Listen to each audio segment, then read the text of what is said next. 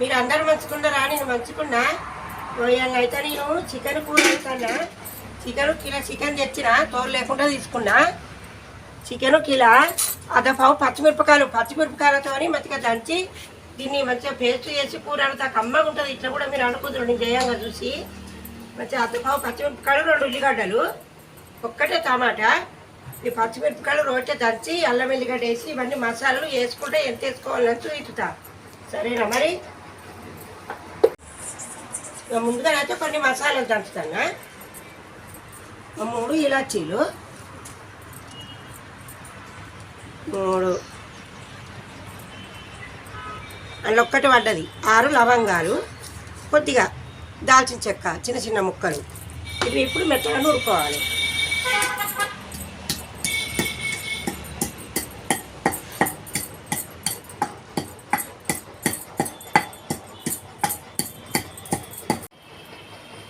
మసాలాలు దంచిన ఇప్పుడు అల్లం వెల్లిగడ్డ పొట్టు తీసుకున్న అల్లం వెల్లిగడ్డ దంచుతున్నా.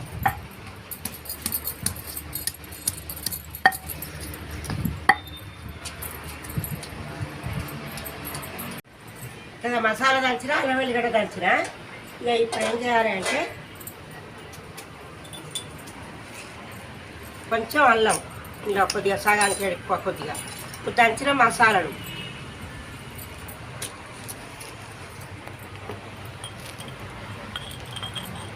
సగం చెంచాడంతా పసుపు, సగం చెంచాడంతా ధనియాల పొడి, సగం చెంచాడంతా ఉప్పు. దీన్ని మంచిగా కలిపి పెట్టుకోవాలి.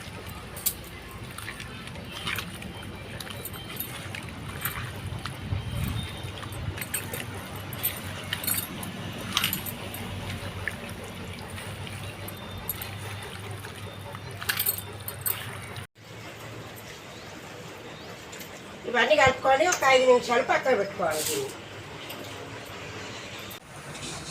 ఇప్పుడు పచ్చిమిరపకాయలు నోట్ చేసి దంచుతాను. కొంచెం మెత్తగా దంచుకోవాలి, తోడకలు లేకుండా. అవి చిన్న చిన్న అల్లం వెల్లిగడ్డ మసాలాలు చిన్న రొట్టె దంచినాయి. పచ్చిమిరపకాయలు పెద్ద రొట్టె దంచుతాను.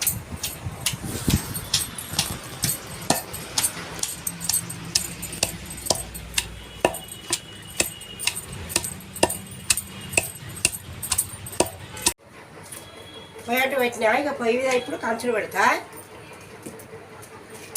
కంచులు కాలినాక నూనె పోతా.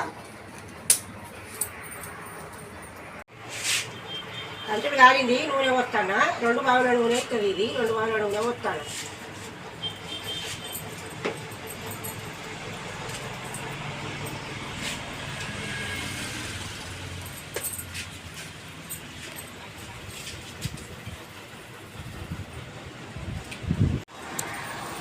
ఇప్పుడు కొన్ని మసాలాలు వేస్తాను. 2 ఇలాచీలు, 3 ఒకటి అనాస పువ్వు, సగం అంతా మరాఠీ మొగ్గ, 2-3 దాల్చిన చెక్క, 3 లవంగాలు, ఉత్తత సాజీరా. ఇప్పుడు పోసుకెత్తాను.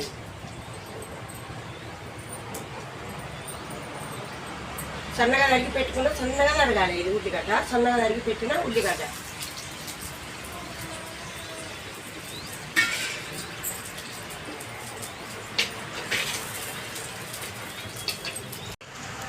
ఉల్లిగడ్డ వస్తాను కోలుతాను. ఇది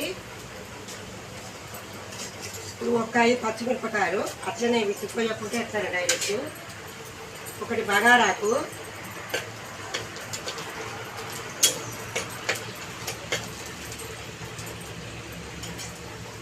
శుభ్రంగా కడిగి పెట్టుకున్న పుదీనా,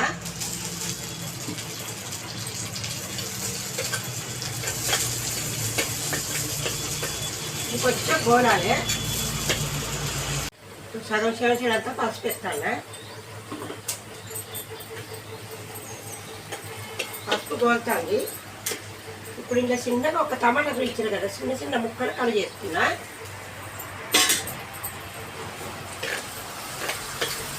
చెంచాడంతా అల్లం వేస్తాను.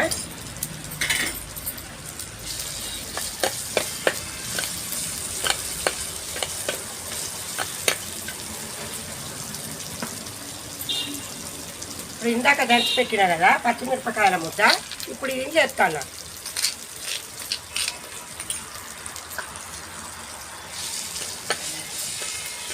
ఇది కొంచెం పచ్చి వాసన పోయేదాకా దీన్ని మంచిగా గోలించుకోవాలి. ఇలా 2 రెమ్మల కల్జావాకు కడిగి పెట్టిన,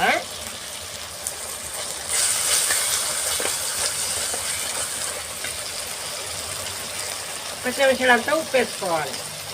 దానిలో చప్పకుంటే తర్వాత వేసుకోవచ్చు. ఇలా చూసుకొని ఇప్పుడు కొద్దిగా పచ్చి వాసన పోయేదాకా కొంచెం మూత వేసుకోవాలి.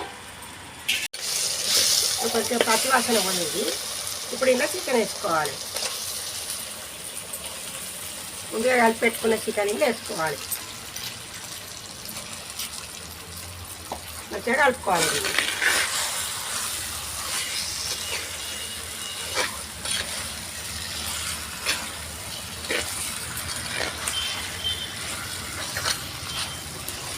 మంచిగా కోలుతుంది. సన్న మంటది కానీ మంచిగా కోలించుకోవాలి. కానీ ఇప్పుడు మూత పెడతాను. మంచిగా కోలుతాను చికెను. ఇక ఇందనే ఎసరు ఉంటుంది. ఈ ఎసరు సరిపోతుంది. ఇక మళ్ళీ మనం ఎసరు వేస్తే అవసరం ఏం లేదు. కొద్దిగా ఎసరుతో తినాలనుకున్నాను, కొంచెం ఎసరు పోసుకోవచ్చు. ఇక ఈ పచ్చిమిరపకాయలతో ఈ పేస్ట్తో వండినాం కాబట్టి మంచిగా ఇందనే ఎసరు ఉంటుంది. ఈ ఎసరు అయితే సరిపోతుంది, మంచిగా ఉడుకుతుంది. కమ్మగా ఉంటుంది కూర. ఇట్లా అనుకుంటే ఎవరైనా కొత్తగా చేసుకునే వాళ్ళు ఉంటే ఇట్లా చేసుకోండి, మంచిగా ఉంటుంది కూర. దీని రుచి దీనికే ఉంటుంది.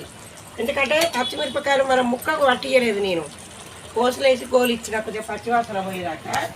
అందుకనే కమ్మగా ఉంటుంది. పచ్చివాసన తెలియకుండా మంచిగా ఉంటుంది కూర. ఇట్లా అనుకుంటే కూడా అప్పుడప్పుడు ఇట్లా అనుకుంటే కూడా మంచిగా ఉంటుంది. ఉడికింది చికెను. పచ్చిమిరపకాయ వేసుకొని చికెను సూపర్ ఉడికింది. ఇప్పుడు ఇంట్లో కొంచెం ధనియాల పౌడర్ వేస్తున్నా. కొద్దిగా శుభ్రంగా కడిగి పెట్టుకున్న కొత్తిమీర,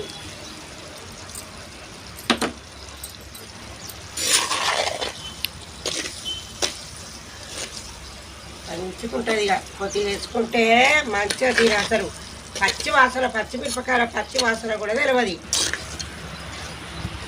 కమ్మగా ఉంటుంది. మంచిగా ఉడికింది. ఎందుకంటే ఇలా నేను ఎసరు పోయలేదు, పచ్చిమిరపకాయల పేస్ట్ వేసిన కాబట్టి ఆ ఎసరే అది కొంచెం దానికి సరిపోయింది. మంచిగా ఉడికింది. ఇవన్నీ మసాలా వేసి వండినా కమ్మగా ఉంటుంది కూర. ఇట్లా కూడా పచ్చివాసన నిలవకుండా పోసుకేస్తే పచ్చివాసన నిలవకుండా పోతుంది. మంచిగా కమ్మగా ఉంటుంది. దీని రుచి దీనికే ఉంటుంది. సరేనా మరి అమ్మ చేసిన చికెన్ కూర ఇట్లా నేను చేసినా కదా, ఎవరన్నా చేసుకొని తిని చూడు, నీకు అమ్మ ఎట్లా చేసింది అనేది మీకే తెలుస్తుంది. ఉంటా మరి.